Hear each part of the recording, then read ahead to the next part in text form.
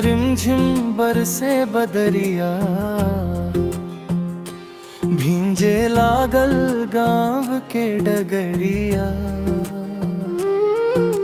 सावन के मौसम बड़ा सुहावन, याद आवे सजनी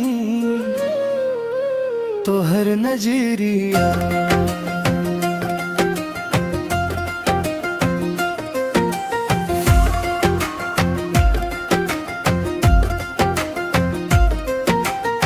कजरारी अखियाँ तोहार दिलवा चुरा ले बा, तोहरे मिठ मिठ बत्तियाँ से मनवा बहका दे ले बा।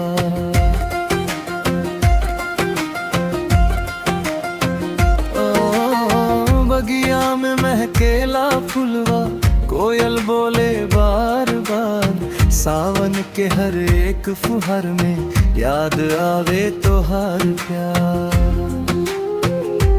रिम झिम बरसे सावनवा, भिंजे लागल तन मनवा। तोहरा बिना लागे ना मनवा, आ जाना सजनवा हमार।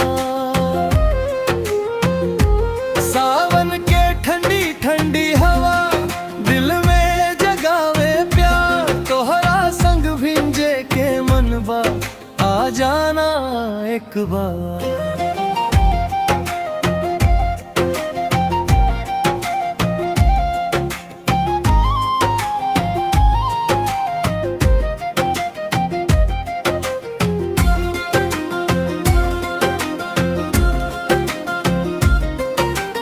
बादल गरजे आसमां में, बिजुरी चमके रात।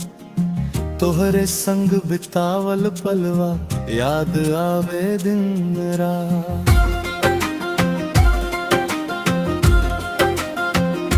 ओ नदिया किनारे बैठ के सजनी, करब प्यार के बत्तिया।